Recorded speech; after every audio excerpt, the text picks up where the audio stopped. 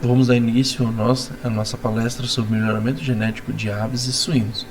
Eu me chamo Hélio Jacomos da Silva e vou palestrar para vocês sobre esse tema de grande importância para a economia brasileira. Qual o objetivo do melhoramento genético de suínos, né? O objetivo do melhoramento genético de suínos é entregar ao consumidor final animais com ótimo acabamento de carcaça, né? Então, o Brasil ele se tornou especialista em efetuar o melhoramento genético no quesito de redução de espessura de toucinho e adaptabilidade às adições a situações adversas que se encontram no nosso país. Então, o suíno do passado, podemos ver aqui o suíno do passado, né? Antes era um animal com uma quantidade de toucinho bem exagerada. Então temos aqui um animal com uma alta capa de toucinho, né? E o melhoramento genético suíno brasileiro ele foi efetuando durante esse tempo, isso começou nos anos 60 até os dias atuais, houve uma redução de 35% de gordura de toucinho, né, dos animais. Então, o suíno de hoje ou o suíno do presente, ele possui um acabamento de carcaça com uma menor espessura de toucinho, tendo em vista que são os animais voltados mais para a produção de carne e não de banha, né? Antigamente os nossos pais, nossos avós utilizavam-se da banha suína para o preparo de alimentação, produção de sabão, de outros produtos que utilizavam-se, né, a banha suína como matéria-prima. Então, banha suína ou óleo vegetal? Qual dos dois? Então, segundo Varela, né, é um pesquisador, um médico, ele fez uma pesquisa utilizando pessoas que tinham o hábito de ingerir banha suína, banha de porco e o óleo vegetal, né? E o mesmo constatou que ambos os dois não tiveram diferença significativa em relação a problemas cardiovasculares, né? Tendo em vista que tanto a banha suína quanto o óleo vegetal, ambos devem ser consumidos em quantidades moderadas. No entanto, o óleo vegetal, devido à hidrogenação do mesmo, para deixá-lo branquinho, translúcido, né, com uma aparência mais agradável e evitar a rancinificação, o mesmo é feito a hidrogenização do mesmo, né? E quando o mesmo é aquecido, é feita a fritura ou o mesmo reutilizado, o mesmo ele produz a famosa gordura trans, que ela é uma gordura que o nosso corpo não consegue metabolizar. A banha suína, por sua vantagem, ela não produz esse tipo de gordura trans. Os brasileiros estão voltando ao hábito de efetuar o consumo de banha suína, tendo em vista que o seu preço ultimamente está sendo bem mais atrativo, né? E a vantagem da banha suína é que ela agrega tanto palatabilidade às refeições, quanto gera também uma fonte de renda a mais para os criadores de suínos, né, da regional, né? Então, no Brasil, a, na Embrapa, né, a Embrapa possui duas linhagens de destaque. Temos a Embrapa MO25C, que ela é uma raça destinada para a produção de banha, né? E temos a Embrapa MS-115, que é justamente para a produção de carne. Então, essa a MO25 e a 115, ambas são adaptadas a todos os biomas nacionais: Amazônia, Cerrado, Mata Atlântica, Caatinga, Pampa e Pantanal. Essas duas linhagens foram desenvolvidas no Centro de Pesquisas Nacional, que no caso é a Embrapa Aves e Suínos. Então, conhecidas as duas raças, né, que produzidas aqui, que foram desenvolvidas aqui no Brasil, temos a Grosseries Peak, que também é uma outra empresa que trabalha com melhoramento genético animal. Para efetuar a seleção das matrizes de reposição, primeiro se faz uma seleção fenotípica, né, que a mesma é feita por volta dos 120 dias. Se inicia essa seleção por 120 dias, no mínimo 120 dias de idade e com 54 quilos, né, de peso mínimo. Então, nessa faixa etária, vai ser observada as seguintes características. No caso, o peso, conformação corporal, os aprumos, o número de tetos funcionais e o aparelho reprodutivo.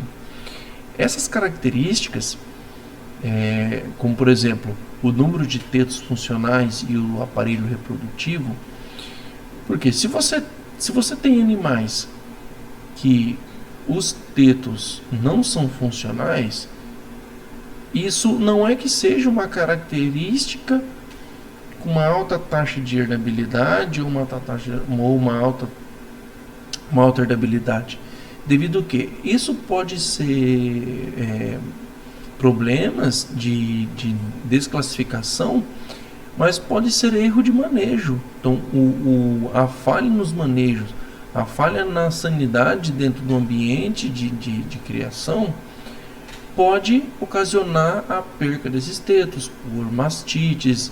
Então, se você mantém todo o seu processo todo o sistema de criação seguindo as formas corretas, os manejos corretos, o número de tetos funcionais ele entra também como uma característica a ser observada, tendo em vista que maior número de teto, maior número de leitões. Temos, após todas essas análises, né, e temos a seleção genotípica. As mesmas, esses dados são obtidos através dos sumários, né, de suínos, que tanto a Grosseries quanto a Embrapa disponibilizam no mercado esse tipo de material. E sempre buscar esses dados de empresas idôneas. Então, a acurácia com a qual esses dados foram coletados te dá embasamento para você poder efetuar justamente a seleção das matrizes que irão entrar no plantel.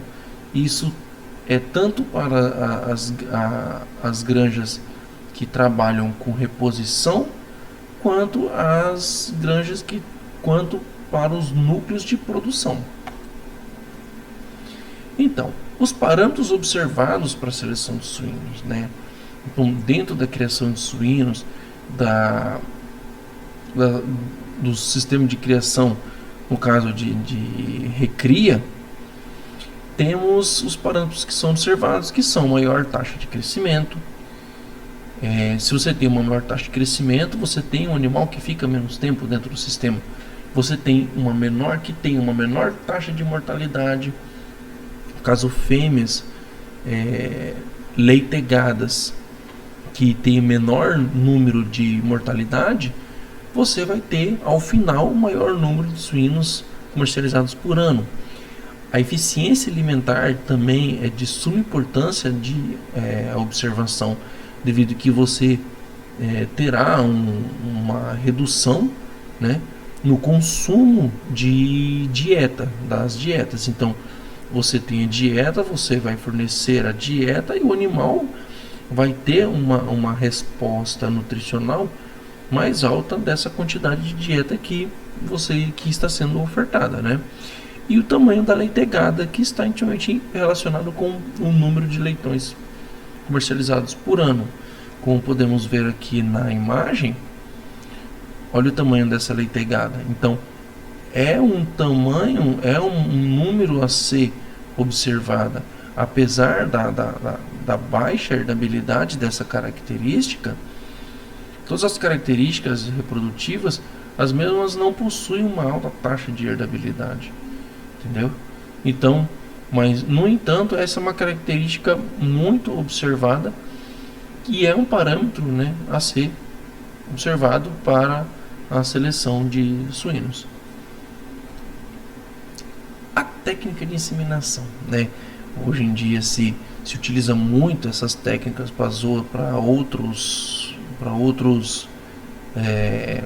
espécimes de animais de interesse zootécnico. Então, a vantagem do uso dessa técnica é que você consegue importar genética de outras regiões, de outros países, e introduzi-las dentro do seu plantel.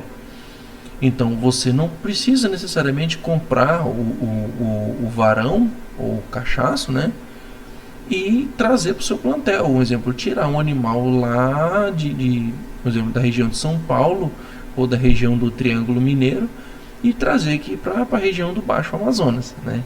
Então, o custo que você tem em trazer um animal, você tem 1/10 do custo para trazer uma dose de sêmen.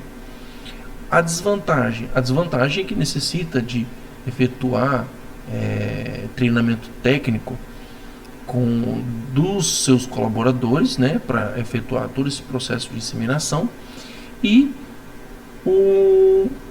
o alto custo da questão dos equipamentos, né? Tem um custo um pouco mais elevado. No entanto, os benefícios superam o valor dos custos, né? E você tem também uma maior variabilidade genética com o uso desta técnica.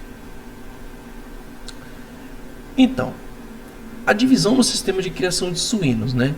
Dentro do sistema de criação de suínos, é uma estrutura, né, de um programa de melhoramento genético. Ela é baseada numa pirâmide organizacional composta por rebanho núcleo, multiplicadores e comercial, né?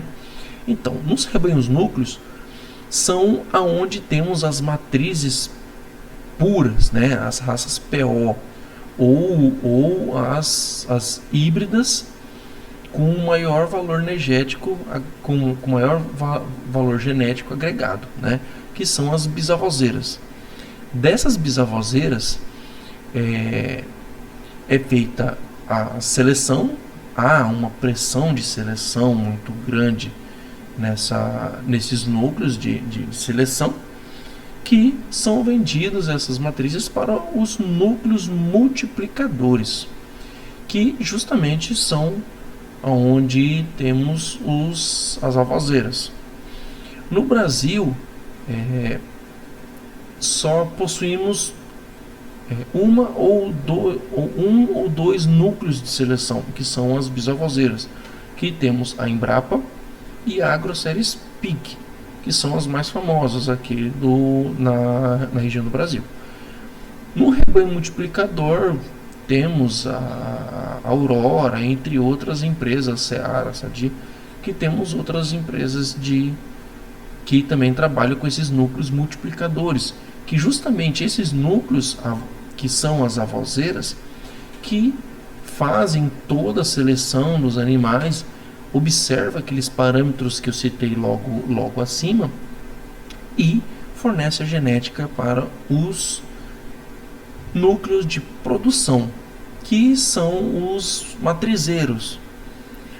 Os matrizeiros, consequentemente, vendem a leitegada para o centro de terminação ou o mesmo fecha o ciclo produtivo dentro da própria granja, né? No caso, como ocorre a transferência da genética de suínos, né? Qual que é o caminho que ocorre? Explicando bem sucintamente, temos o rebanho núcleo, e temos o rebanho multiplicador e temos o rebanho comercial. O rebanho núcleo é onde vai ocorrer toda aquela seleção, toda aquela pressão de seleção. Daquele lote vai sair só os animais com os melhores parâmetros, os melhores características, vão ser selecionado, cruzado e vendido as matrizes, né, diretamente para o rebanho comercial.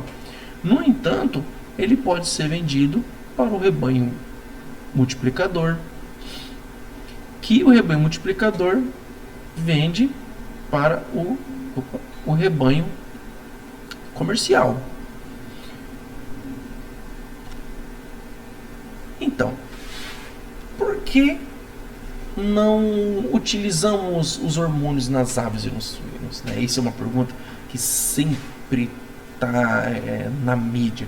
Por que não usar hormônio? O frango tem hormônio, o suíno tem hormônio, a indústria aplica hormônio para deixar eles maior, tá? Não. No Brasil, temos duas resoluções, né, que proíbem a utilização do hormônio em animais, né? No Brasil e no mundo, né? Ele não é eficiente, então tem uma baixa eficiência a aplicação de hormônio em suínos, apesar também do teu alto custo, né? Imagina você ter um aviário, uma granja com 10, 11 mil animais, e ele, na verdade, a aplicação do hormônio vai ter até um impacto negativo, porque não precisa dessa aplicação. O animal já produz todos os hormônios necessários para o seu funcionamento, para a sua homeostase, para o funcionamento do seu organismo, né? E quem é o responsável por esse alto desempenho? Os porcos com uma pequena espessura de toucinho, grande área de lombo, e o frango com a região do peito bem desenvolvida, como vemos aqui na imagem, um frango com 85 dias e um frango com 43 dias. Essa é uma genética dos anos 70, essa é uma genética atual. Então, isso não é hormônio, isso é melhoramento genético animal. E quem é o responsável por isso? Por esse desenvolvimento, por essa tecnologia? É o zootecnista. Nós, zootecnistas, trabalhamos com melhoramento genético animal para agregar valor ao produto, melhorando a expressão dos seus genes de maior desempenho, tanto para a produção de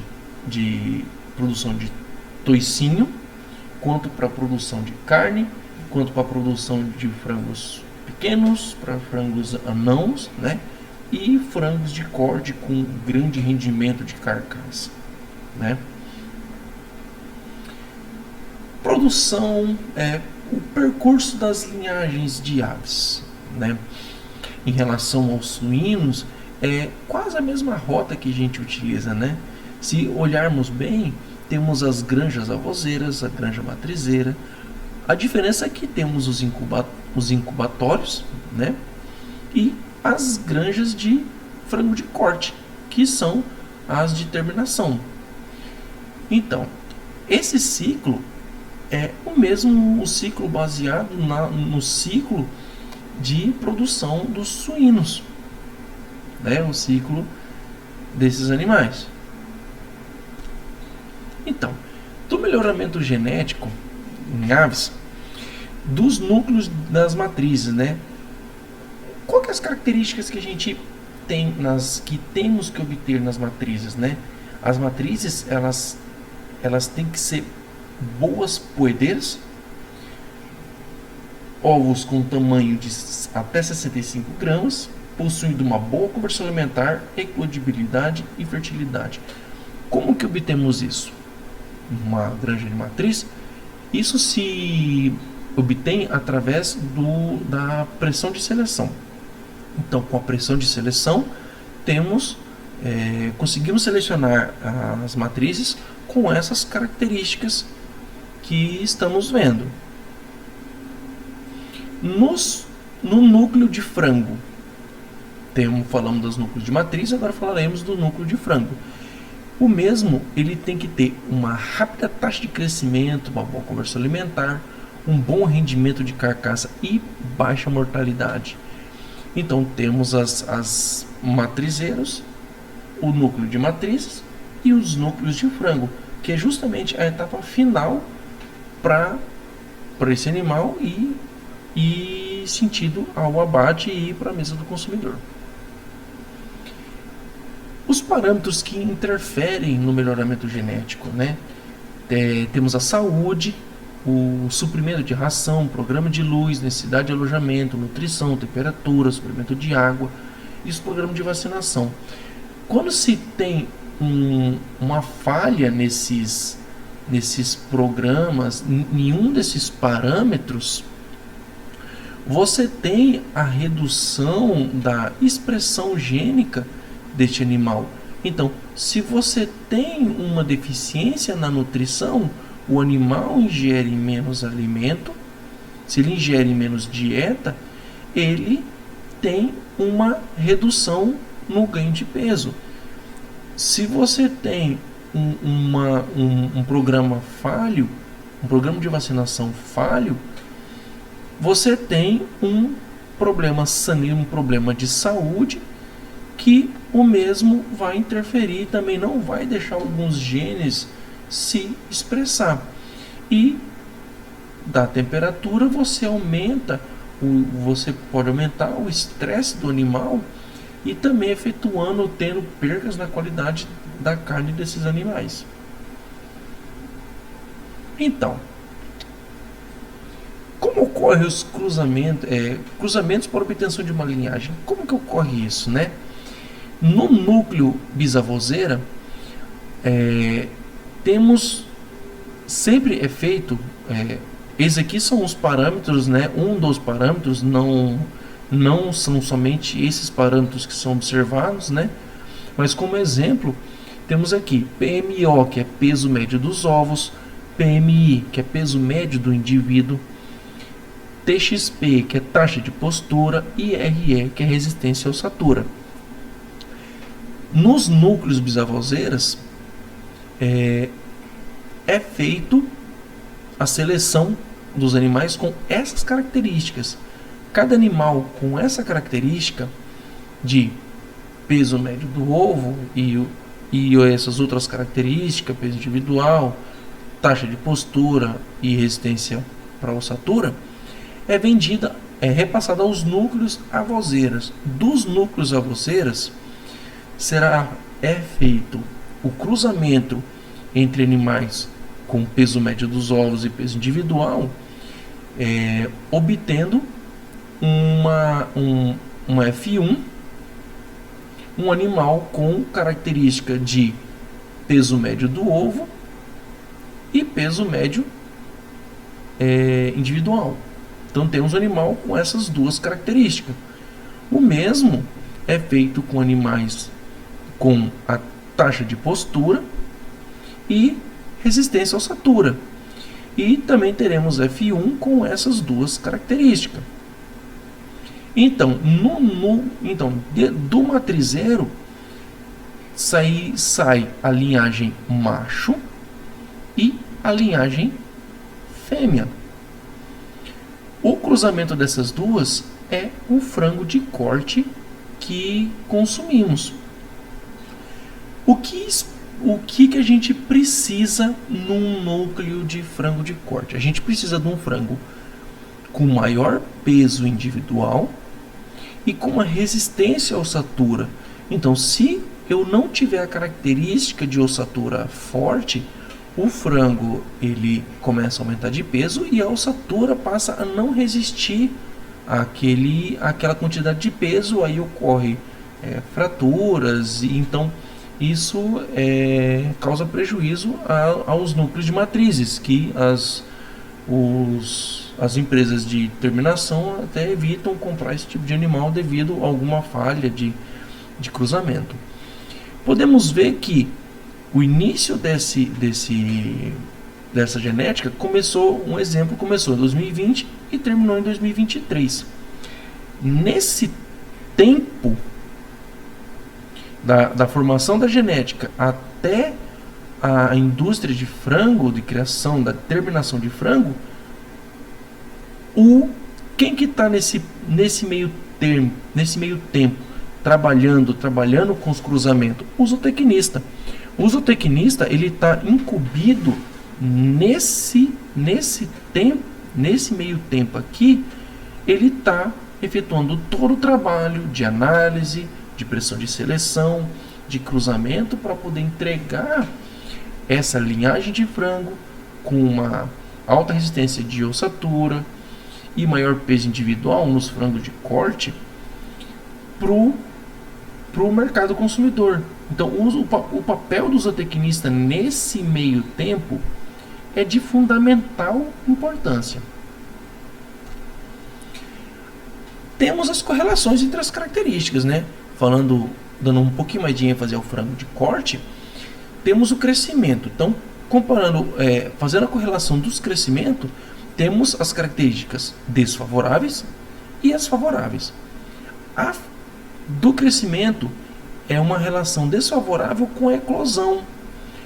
O crescimento tem uma relação desfavorável com a produção de ovos, com a viabilidade desses ovos, com os defeitos e condenação. No caso, se você tem um animal que cresce muito rápido e não teve uma seleção prévia, um cruzamento certo para efetuar o melhor ossatura, desenvolvimento da ossatura desse animal, você pode ter defeitos desclassificatórios daquela linhagem, como fraturas e outros problemas. A correlação do crescimento com peso adulto e consumo, ela é uma relação favorável e desfavorável. E o crescimento tem uma relação super favorável com a conformação. Se você tem um animal com desempenho de crescimento alto e a conformação tem correlação entre crescimento e conformação, como também a idade do abate. Se você tem um animal que cresce mais, tem uma alta taxa de crescimento, você tem menor tempo de abate. Consequentemente, você tem menos encargos fixos de criação. Também uma relação favorável com o rendimento do filé, de filé, principalmente da parte do peito, no caso de frango, e um rendimento também de uma deposição de gordura, dependendo da linha de produção desses animais, né? Nas considerações finais, né, em todas as cadeias produtivas de animal e de melhoramento genético, o zootecnista se faz presente para a organização da estação, da organização de gestão, execução das atividades desse setor animal, né? E a perícia organizacional se faz de grande diferença em ter lucros com eficiência e produtividade. Então, o zootecnista, todos esses parâmetros que eu citei aqui e que eu dei um pouco mais de ênfase, justamente faz parte da escrituração zootécnica. Uma propriedade com uma escrituração zootécnica, o mesmo evita prejuízos e aumenta lucros e ajuda no melhoramento genético de aves e suínos.